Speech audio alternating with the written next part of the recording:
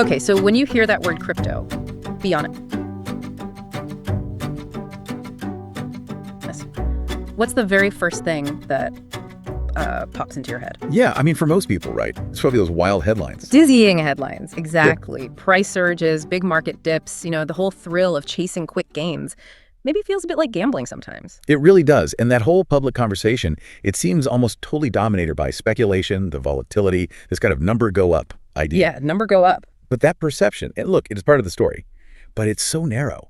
It really risks overshadowing a much, much grander vision, something often overlooked, for what this technology actually represents. Right. And that's why we're here today, isn't it? We want to challenge that kind of limited view and really dive into the potential that's being built, under the surface. Absolutely. Peel back some layers. Exactly. We're going to explore what some of the real thought leaders in the space are actually working towards. And our deep dive today, it's anchored in this really fascinating article. It's called The True Vision of Crypto, Freedom, Not Speculation. Published by Metallicus, right? September 10th, 2025. That's the one. And it's got some incredibly insightful stuff from the Metallicus CEO, Hayner. We'll also touch on their concept of a digital banking network. Ah, yeah, the bridge concept. Right, which the article explains is meant to kind of connect traditional finance with this decentralized blockchain world, making it, compliant and hopefully user-friendly. A gateway, basically. And that leads us to our mission today, really. We want to unpack how people like Hayner see crypto not just as, some speculative chip, right, but as what he actually calls freedom technology. Freedom technology, that's a strong term. It is. And the vision behind it is this kind of revolution geared towards national sovereignty, real economic empowerment for people, communities, and ultimately digital freedom. It's about fundamental shifts, way beyond just investment returns. Okay, so if you've ever felt like you're maybe missing the bigger picture behind all the crypto noise. Or just curious about the philosophy driving it. Yeah, or just want to understand that underlying philosophy driving, a pretty significant chunk of the digital economy now, this is your chance.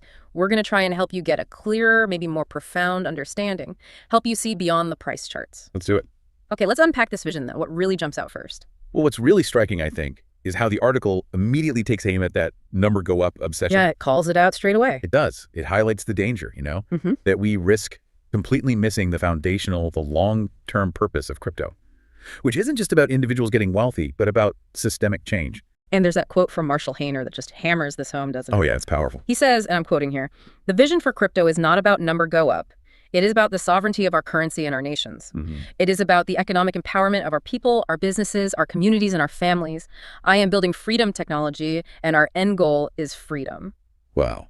I mean, that's practically a philosophical stance, isn't it? Totally. It just reframes the entire conversation, takes it from pure finance to fundamental rights. It absolutely does. It shifts the whole paradigm.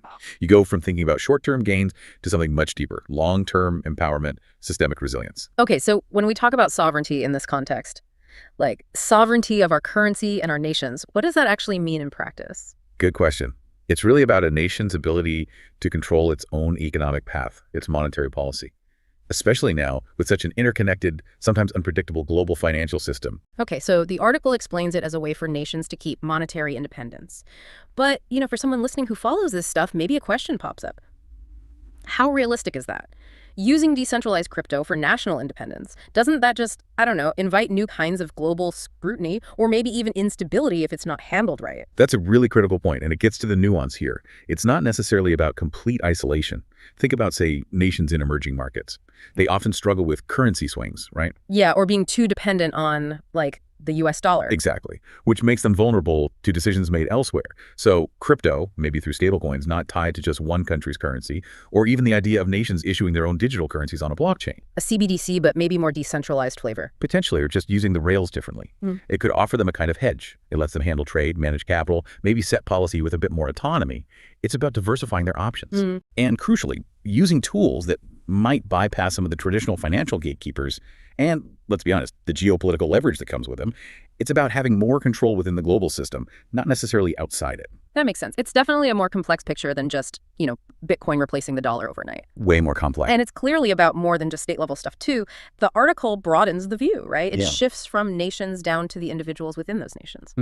Which brings us to that next big pillar in Hayner's vision, economic empowerment. Right. The article says blockchain unlocks fairer access to finance for people, families, small businesses, the ones often left behind by the traditional system. This feels like where the real transformation could happen for everyday people. Oh, absolutely. This is huge, especially when you think about, billions of people globally who are unbanked or underbanked? Yeah, it's a staggering number. And traditional finance, well, it often has high barriers, doesn't it? Complicated paperwork, maybe minimum balances, or they just don't find it profitable to serve remote areas or lower income groups. True. So blockchain tech, with its immutable ledger and smart contracts, it allows for this kind of permissionless innovation. Meaning people can potentially access financial services directly without needing a traditional bank account, maybe without a formal credit history in the old sense. Okay. Well, think about self-sovereign identity, for example. You control your own verified data on a blockchain. That digital ID could then be used to build a verifiable financial track record for, say, on-chain lending. It could completely bypass the old credit score system. Huh. So it's about tearing down those old walls, but to really, as the article says, democratize access. What specific things does blockchain offer that the old system just can't at scale? Can you give us a really concrete example? Like, how does this change someone's day? Definitely. Okay, picture a small business owner, maybe in a developing country. They might not have collateral for a traditional loan, or maybe no relationship with a big bank. Right. Happens all the time. Through DeFi, decentralized finance, they could potentially get a microloan directly from a global pool of lenders. They might use their on-chain transaction history as a form of collateral or maybe other digital assets. And it's all handled by smart contracts that automatically manage the terms. Okay, that's pretty different. Or think about families sending money home across borders. Anyone who's done that knows the fees can be killer, and it takes days sometimes. Yes, the remittance fees. Blockchain remittance services. They can offer almost instant transfers, often for a tiny fraction of the cost. That makes a real tangible difference to people's budgets, to household incomes. It just levels the playing field, makes powerful financial tools accessible to way more people. Not just the ones the old system favored. Exactly. Okay, so we've got national sovereignty, individual economic empowerment. What's the third piece of this puzzle, according to the source? That would be community resilience. This is where decentralized tech lets communities kind of build their own financial networks. Anchored, the article says, in trust, compliance, and innovation. Interesting. It sounds a bit like, local economies taking back some control. But how does that actually work, practically speaking? What's really interesting here is the focus on local control, on collective strength, maybe through things like DAOs, decentralized autonomous organizations. Right. DAOs. Heard a lot about those. Yeah, and these aren't just informal clubs. They're often governed by code, by smart contracts on the blockchain.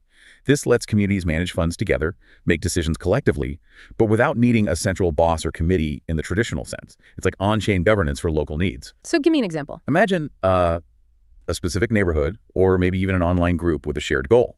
They could use a DAO structure to decide how to pool and spend funds on, say, local infrastructure projects, or maybe even launch a sort of community-backed token or currency that circulates just within their group. So it creates a more self-sufficient local economy, less reliant on outside banks or institutions. Potentially, yeah. They can tailor the rules and systems to their specific needs, but still get the security and the transparency benefits of the blockchain. Okay, but you mentioned trust and compliance. How do you get that accountability in a decentralized setup? If there's no central authority, who makes sure things are done right? That's absolutely key. And the argument is that the blockchain itself helps here.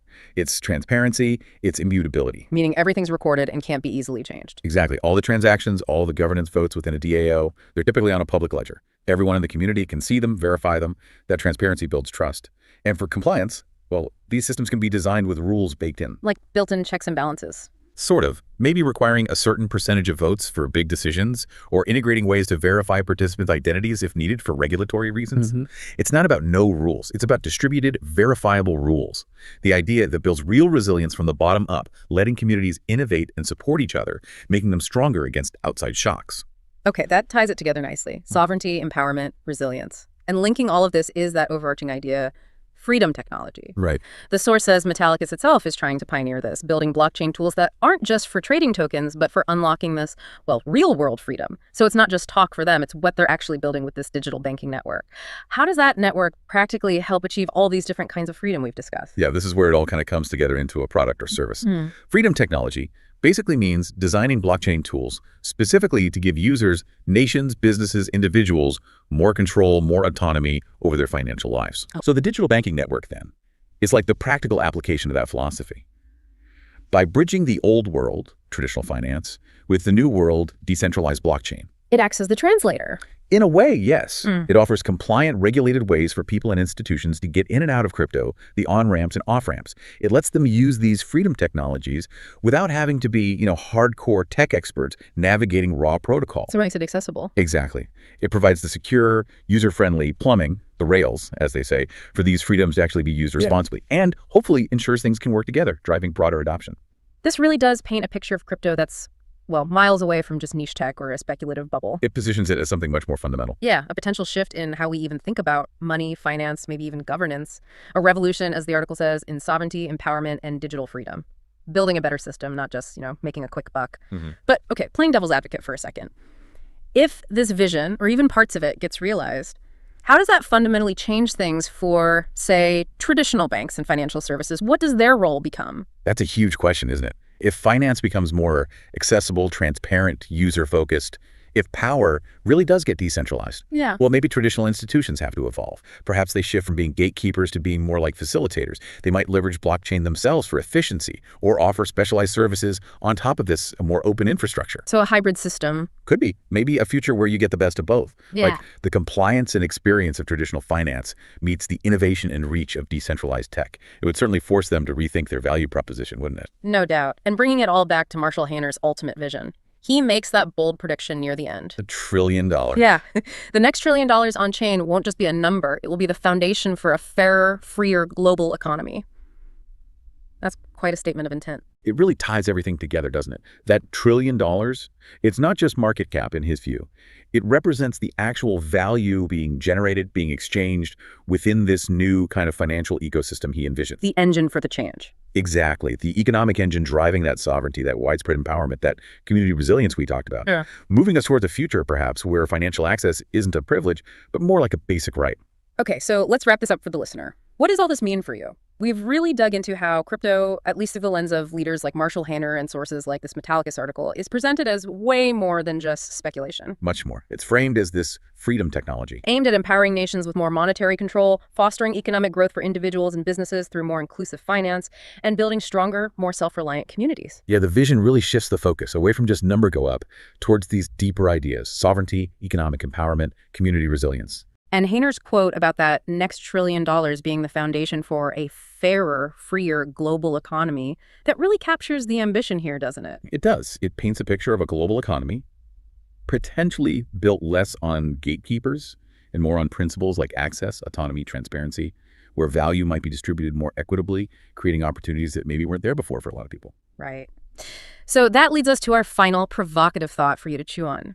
Given this really expansive vision, crypto as a tool for national sovereignty, for broad economic empowerment. For everyone. How might a fairer, freer global economy, one built on this decentralized freedom technology and these compliant digital banking networks, how might that fundamentally change the power dynamics, between the big traditional banks, governments, and then individual citizens or small businesses like yours, perhaps?